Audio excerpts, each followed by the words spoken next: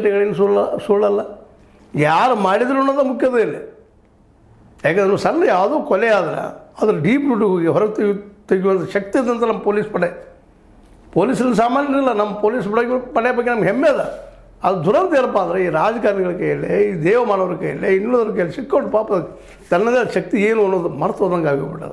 ಸ್ವತಂತ್ರವಾದ ಮೀಡಿಯಾಗೆ ಬೇಕಾಗಿರುವುದು ಸ್ವತಂತ್ರ ಧ್ವನಿ. ಆ ಸ್ವತಂತ್ರ ಧ್ವನಿ ಉಳಿಸಲು ನೀವು ಮಾಡಬೇಕಾದದ್ದು ಇಷ್ಟೇ. ಅದೇನಪ್ಪಾ ಅಂತಂತಂದ್ರೆ ನಿಮ್ಮ ಕೈಲಾದಷ್ಟು ಸಹಾಯ ಈ ಚಾನಲ್ಗೆ ಮಾಡಿ ಹಾಗೂ ನಿಮ್ಮ ಧ್ವನಿಯನ್ನು ಕಾಪಾಡಿಕೊಳ್ಳಿ.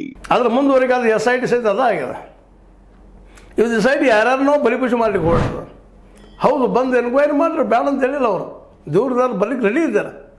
ಅವ್ರನ್ನೂ ಬೆದರಿಸುವಂಥ, ಮತ್ತೇನು ಮಾಡುವಂಥ, ಅವ್ರ ಕಡೆಯಿಂದ ಸಾಕ್ಷಿ ಹುಡುಕ್ಲಿಕ್ಕೆ ಹಚ್ಚುವಂಥದ್ದು, ಸಾಕ್ಷಿಯಾಗಿ ಬಂದರೆ ಮತ್ತು ಸಾಕ್ಷಿ ಕೊಡುವಂಥ ಬೆನ್ನಂಥದ್ದು. ಇಂಥ ಒಂದು ಬೆದರಿಕೆ ವಾತಾವರಣ ಉಂಟು ಮಾಡುವಂಥ ಪ್ರಯತ್ನ ಸಾಕಷ್ಟು ಆಗಿಲ್ಲ. ಹೀಗಾಗಿ SIT ಸಹಿತ ಏನು ಹೊರತಾಗಿಲ್ಲ. ಇನ್ನು SIT ಇನ್ನು ಪೂರ್ಣ ಒಂದು ತನ್ನ ರಿಪೋರ್ಟ್ ಒಪ್ಪಿಸಿಲ್ಲ, ಚಾರ್ಜ್ ಶೀಟ್ ಒಪ್ಪಿಸಿಲ್ಲ, ಇನ್ನೂ ಅಂತಿಮ ಬರ್ತದೆ ಅಂತ ಹೇಳಿದ್ದಾರೆ. ಇನ್ನೂ ತನಿಖೆ ಮಾಡಬೇಕಾಗಿದೆ ಅಂತ ಹೇಳಿದ್ದಾರೆ. ಆದರೆ ಆ ತನಿಖೆ ನಿಜವಾದ ಸರಿಯಾದ ದಾರಿಯಲ್ಲಿ ಹೋಗ್ತಾ ಇದೆಯಾ ಅನ್ನೋದು ಇವತ್ತು ಕಾಡುತ್ತಿರೋ ಪ್ರಶ್ನೆ ಅಂತ. ಇವತ್ತು ಅನಿವಾರ್ಯವಾಗಿ SIT ಪ್ರಶ್ನೆ ಮಾಡಬೇಕಾಗಿದೆ. ಏನಪ್ಪ ನೀವು ತನಿಖೆ ಮಾಡ್ತಾಯಿದ್ದೀರಿ? ಆರೋಪ ಮಾಡಿದ್ರೆ ಇಲ್ಲಿವರೆಗೆ ಒಬ್ಬರನ್ನಾದ್ರು ಕರೆಸಿ ಮಾತಾಡಿದ್ರ? ಕಳೆದ 15-20 ವರ್ಷ ಮಾಡ್ತಾ ಬಂದಿದ್ದಾರೆ. ಅದರಲ್ಲೂ ಸೌಜನ್ಯ ಕೇಸ್ ಬಂದ ಮೇಲೆ ಸಾಕಷ್ಟು ಪ್ರಶ್ನೆ ಮಾಡ್ತಾ ಇದ್ದಾರೆ, ಕೇಳ್ತಾ ಇದ್ದಾರೆ.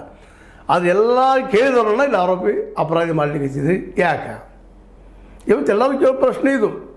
ಅದಕ್ಕೆ ಇವತ್ತು ಮಹಿಳಾ ಸಂಘಟನೆಗಳು ಜೊತೆಗೆ ಮಹಿಳಾ ಆಯೋಗ ಇನ್ನುಳಿದವರೆಲ್ಲರೂ ಕೇಳ್ತಾ ಇದ್ದಾರೆ, ಕೊಂದವರು ಯಾರು? ಅವ್ಯವಹಾರ ಮಾಡುವವರು ಯಾರು? ಬಡ್ಡಿ ದಂಧೆ ಮಾಡುವವರು ಯಾರು? ಬಡ್ಡಿ ದಂಧೆ ಮೂಲಕ ಜನರನ್ನು ಶೋಷಣೆ ಮಾಡುವವರು ಯಾರು? ಅದೇ ರೀತಿ ಇನ್ನು ಅಂಗಾಂಗಗಳ ಮಾರಾಟ ಮಾಡುವಂಥ ಅವ್ಯವಸ್ಥೆನವ್ರು ಅದ ಅಂತೇಳಿ ಸುದ್ದಿಗಳು ಬರ್ತಾ ಇವೆಲ್ಲ ಎನ್ಕ್ವೈರಿ ಆಗಬೇಕಲ್ಲ. ಯಾವಾಗ ಆಗೋದು? ಇದು ರಿಪೋರ್ಟ್ ಬರೋದು ಯಾವಾಗ? ಇದ್ರ ಬಗ್ಗೆ ರಿಪೋರ್ಟ್ ಬರೋದು ಯಾವಾಗ? ಸತ್ಯ ಶೋಧನೆ ಯಾವಾಗ ಅನ್ನೋದು ಎಲ್ಲರೂ ಕೇಳುವಂಥ ಪ್ರಶ್ನೆ ಆಗಿದೆ.